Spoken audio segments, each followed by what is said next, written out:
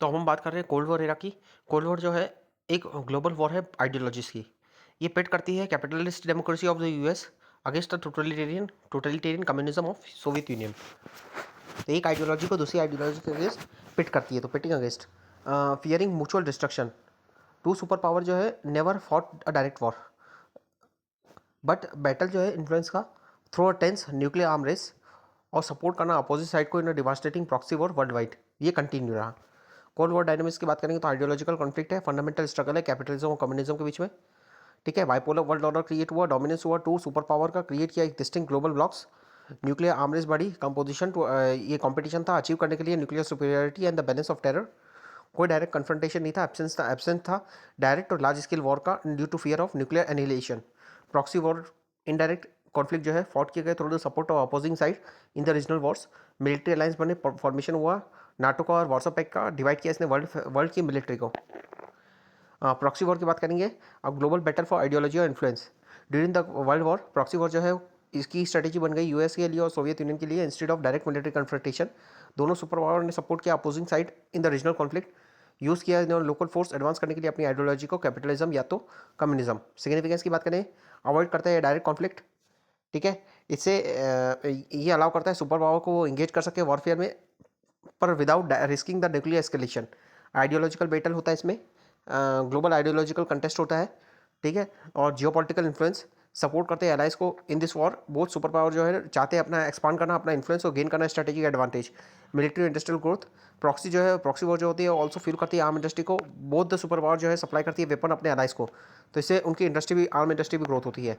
Global threat की बात करेंगे प्रॉक्सी कॉन्फ्लिक्ट में, तो कोरियन वॉर में बात करेंगे तो कोरियन वॉर 1950 से 53 में। कॉम्बेटेंट में बात करेंगे, नॉर्थ कोरिया जो है बैक किया गया था यूएसएस और चाइना से, साउथ कोरिया जो है वो सपोर्ट किया जाता था यूएस से और यूएन फोर्स से। आउटकम ये हुआ आर्मिस्टिस जो है इसने डिवाइड किया कोरियन पेनिसुला को, सेट किया प्रेसिडेंट कोल्ड वॉर कन्फ्रंटेशन का। फिर वियतनाम वॉर 1955 से 75, इसमें कौन कौन थे? इसमें कम्युनिस्ट नॉर्थ वियतनाम था जिसको यूएसएस और चाइना सपोर्ट कर रहे थे कम्युनिज्म आइडियोलॉजी को, साउथ वियतनाम था इसे यूएस से बैक कर रहा था। यूएस ने विड्रॉ किया, यूनिफिकेशन हुआ वियतनाम का अंडर कम्युनिस्ट कंट्रोल। सिग्निफिकेंट इसका साइकोलॉजिकल और पॉलिटिकल इंपैक्ट था यूएस की फॉरेन पॉलिसी पे। अफगान वॉर की बात करेंगे तो 79 से 89, 1979 से 89, इसमें सोवियत बेस्ड अफगान गवर्नमेंट थी और मुजाहिदीन रेजिस्टेंस एक सपोर्ट किया गया था। मुजाहिदीन रेजिस्टेंस ग्रुप था, इसे सपोर्ट किया गया था यूएस, सऊदी और पाकिस्तान के द्वारा। आउटकम यह था कि सोवियत डिफीट किया और विड्रॉ किया। Substantial factor USSR eventually dissolve हो गया। ठीक है, लेटर अफगानिस्तान जो है वो डिस्टेबलाइज हो गया। इसके बाद लेफ्ट इसको जब इसमें क्या था कि यूएसएसआर सपोर्ट कर रहा था जो गवर्नमेंट थी, सोवियत बैक्ड अफगान गवर्नमेंट थी, सोवियत यूनियन जो है वो डिजॉल्व हो गया। तो उसके बाद क्या है, अफगानिस्तान भी जो है वो डिस्टेबलाइज हो गया। मिडल ईस्ट की बात करेंगे तो मिडल ईस्टर्न में अरब इसराइल कॉन्फ्लिक्ट है। यूएस सपोर्ट कर रहा है इसराइल को, यूएसएसआर सपोर्ट कर रहा है अरब रीजन को। ये इंटेंसिफाई कर रहा है कोल्ड वॉर राइवलरीज को। ईरान इराक वॉर की बात करेंगे तो 1980 से 88 मिक्स्ड इन्वॉल्वमेंट था सुपर पावर का, इसने फ्यूल किया ऑनगोइंग रीजनल इनस्टेबिलिटी को। अफ्रीकन थिएटर की बात करेंगे तो अंगोलन सिविल वॉर 1975 से 2002। एमपीएलए गवर्नमेंट जो है बैक्ड थी यूएसएसआर और क्यूबा से, वर्सेस यूनिटा रिबेल, ये सपोर्ट किए गए थे यूएस और साउथ अफ्रीका से। तो ये अंगोला वॉर अंगोला में थी। उसके अलावा ओगेडॉन वॉर, ये 1977 से 78, ये इथोपिया को सोवियत सपोर्ट कर रहा था और सोमालिया को जो है इनिशियली सोवियत बैक्ड थी पर लेटर यूएसए ने सपोर्ट करने लगा। तो इथोपिया वर्सेस सोमालिया था, इथोपिया वर्सेस सोमालिया। तो इथोपिया ये जो हॉर्न है, हॉर्न के पास ये हम बात करेंगे तो ये यहाँ है इथोपिया, ये इथोपिया है और ये सोमालिया है। फिर लेटिन अमेरिका की बात करेंगे तो लेटिन अमेरिका में निकागुआ 1979 से 1990, सैंडिनिस्टा गवर्नमेंट सोवियत बैक थी वर्सेस उसने फेस किया यूएस सपोर्टेड कॉन्ट्रा रेबल्स को। और क्यूबा में बात करेंगे तो 59 से 62 कैस्ट्रो कम्युनिस्ट रिजीम जो है अलाइड कर रही थी यूएसएसआर के साथ, यूएस ने अटेम्प्ट किया रिजीम चेंज की, बे ऑफ पिग्स, और फेस किया direct threat Cuban missile crisis. Cold war proxy जो है लेफ्ट की लास्टिंग इफेक्ट है इसका ग्लोबल पॉलिटिक्स में और शेप किया इसने मॉडर्न जियोपॉलिटिकल लैंडस्केप को। डिसइंटीग्रेशन ऑफ यूएसएस से बात करेंगे, कोल्ड वॉर जो है केम टू एन एंड, जैसे सोवियत डिसइंटीग्रेट हुआ तो ये कोल्ड वॉर एंड पे आ गई। फेस किया सीवियर इकोनॉमिक कॉलेप्स और इंटरनल प्रेशर आ रहा था जो could not sustain the arm race, could no longer sustain the arm race. तो ये आर्म रेस को सस्टेन नहीं कर पाया।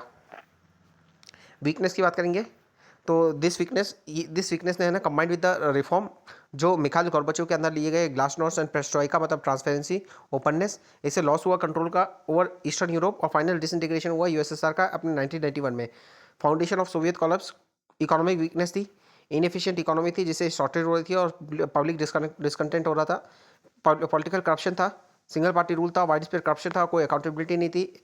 गॉर्बाचोव रिफॉर्म आया, रिफॉर्म ने इंक्रीज किया, क्रिटिसिज्म और डिमांड चेंज की, राइज हुआ नेशनलिज्म का, रिपब्लिक जो है सीख कर रहे थे, इंडिपेंडेंस इंस्पायर्ड थे यूरोपियन मूवमेंट से।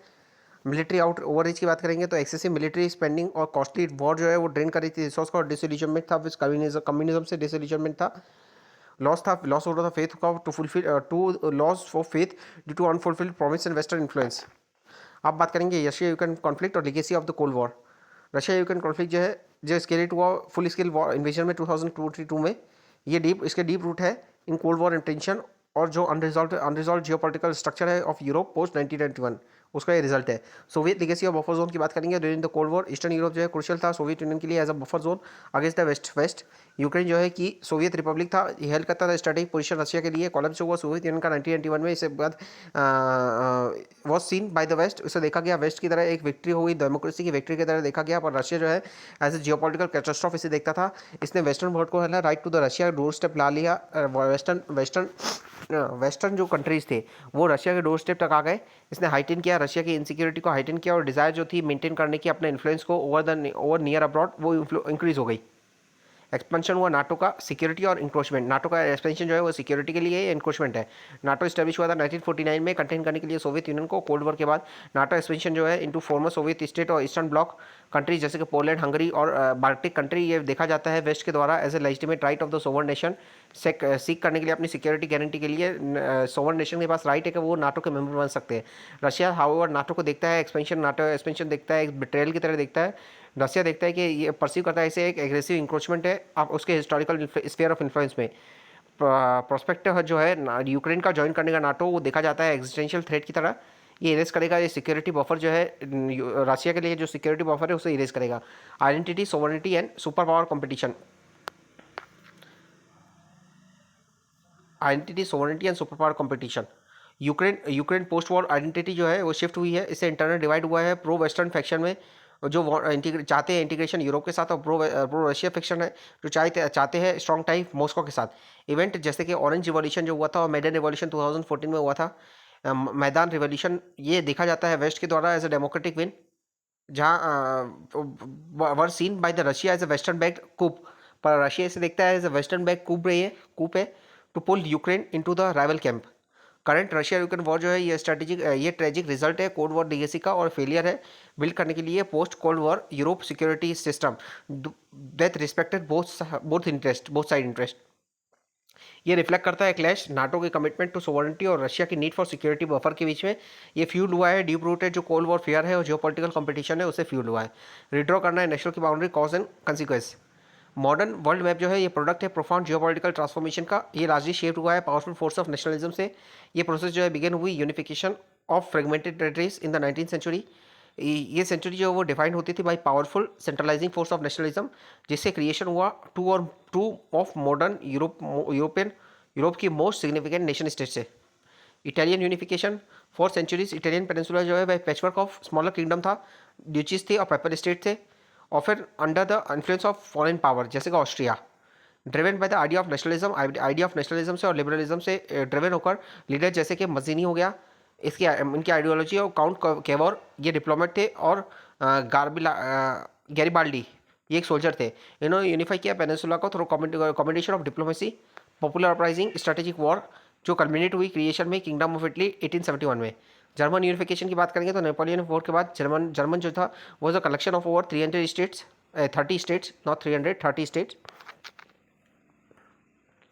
यूनिफिकेशन जो वो स्पेयर हेड किया गया था पावरफुल स्टेट ऑफ रशिया के द्वारा under the leadership of shrewd और रूथलेस जो इनके चांसलर थे बिस्मार्क, उसने इसको लीड किया था। इनकी पॉलिसी थी ब्लड और आयरन, इन्वॉल्व करती थी series of calculated war against Denmark को 1864 में, ऑस्ट्रिया के अगेंस्ट 1866 में और फ्रांस के अगेंस्ट 1870-71 में।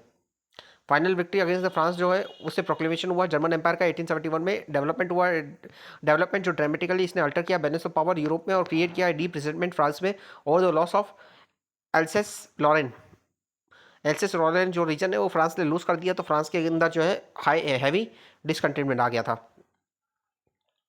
अब बात करेंगे 20th सेंचुरी जो है वो मार्क करती है प्रॉफाउंड जियोपॉलिटिकल चेंज हुआ, ड्यूरिंग विच नेशनल बाउंड्री जो है वो ड्रास्टिकली रिड्रॉ की गई वैरायटी ऑफ फैक्टर के कारण। पहला तो कॉलेप्स हुआ एम्पायर का post world war first, decolonisation rise हुआ, आइडियोलॉजिकल डिवाइड जो है क्रिएट हुई वर्ल्ड वॉर से। पोस्ट पहला है पोस्ट इंपीरियल कॉलेप्स, ब्रेकअप हुए एम्पायर्स के। आफ्टर वर्ल्ड वॉर 1 कॉलेप्स हुआ एम्पायर का, जिससे क्रिएशन हुआ न्यू स्टेट का। ये रीशेपिंग जो है बॉर्डर की उसे ड्रेवन थी पेरिस पीस कॉन्फ्रेंस से और principle of national self determination. पर ये जो है इन्फ्लुएंस नहीं था, बट ये ऑल्सो इन्फ्लुएंस था, स्ट्रेटेजिक इन्फ्लुएंस जो था ब्रिटेन और फ्रांस का जो स्ट्रेटेजिक इंटरेस्ट था उससे भी इन्फ्लुएंस था। कि एग्जांपल की बात करें तो ऑस्ट्रिया हंगरी एम्पायर ब्रेकअप से क्रिएशन हुआ जेकोस्लोवाकिया और यूगोस्लाविया का। बट ये स्टेट जो है वो फेस कर रहे थे significant ethnic tension such such as the grievance of the Sudetenland ethnic Germans in Czechoslovakia later exploited by Hitler's. फिर हिटलर ने आके इनके जो इथनिक सेंटिमेंट्स थे उसे एक्सप्लॉइट किया।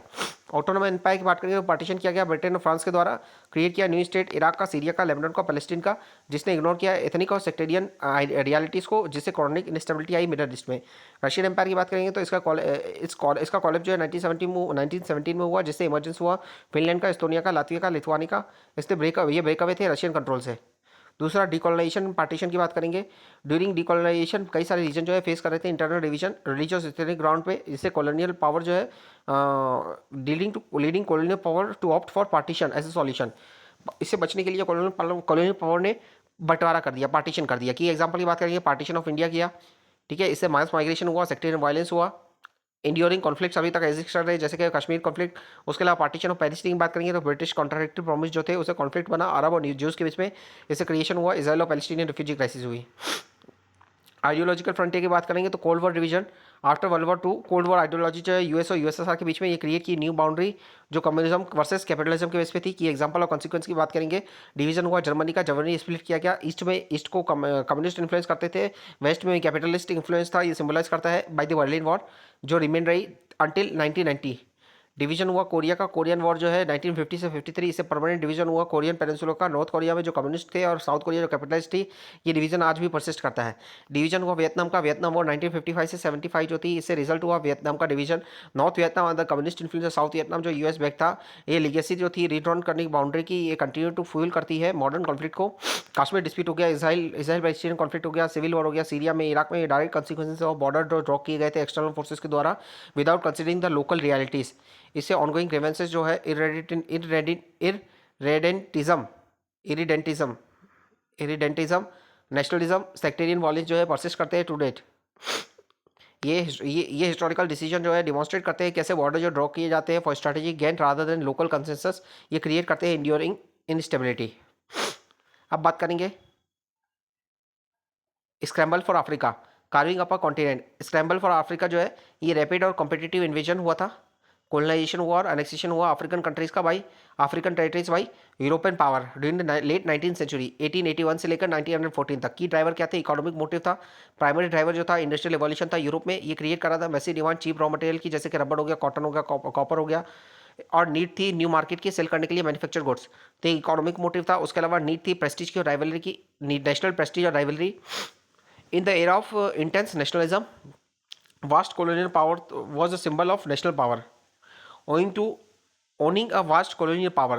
अपने पास एक colonial power होना, इसका ये एक सिंबल था नेशनल पावर का और प्रेस्टीज का, पावर और प्रेस्टीज का सिंबल था। तो कंपटीशन जो था नेशन के बीच में, जैसे ब्रिटेन, फ्रांस, जर्मनी, बेल्जियम, ये फ्यूल किया रेस क्लेम करने के लिए territories before the rival could. Berlin conference की बात करेंगे 1884-85 में, ये मीटिंग जो है फॉर्मलाइज की इसने प्रोसेस को। यूरोपियन पावर जो है उन्होंने ले डाउन किया रूल्स क्लेम करने के लिए टेरिटरीज को। मोस्ट नोटेबली ये प्रिंसिपल था इफेक्टिव ऑक्यूपेशन का। इसने एक्सलेट किया एक्सलेटेड द रश इस्टेब्लिश करने के लिए control on the ground and carve up the continent. Lasting impact है इसका। लास्टिंग इंपैक्ट क्या था? मोस्ट डैमेजिंग और इंड्योरिंग लीगेसी है scramble creation of artificial border. ये बाउंड्री जो थी वो ड्रॉ की गई थी यूरोपियन कैपिटल्स के द्वारा with no regard to the existing ethnic linguistic और ट्राइबल रियलिटीज़ को ध्यान में नहीं रखा गया था। ऑन द ग्राउंड जो रियलिटीज़ है उसको ध्यान में नहीं रखा गया था। ये प्रोसेस ने लम्प्ड किया राइवल ग्रुप को टुगेदर एंड स्प्लिट किया कोहेसिव कम्युनिटीज़ को अक्रॉस द डिफरेंट कॉलोनीज। इसने क्रिएट किया foundation for many of the political conflict, civil war और सेपरेटिस्ट मूवमेंट के लिए फ्यूल किया इसने। ये हमारा हिस्ट्री हो गया कंप्लीट।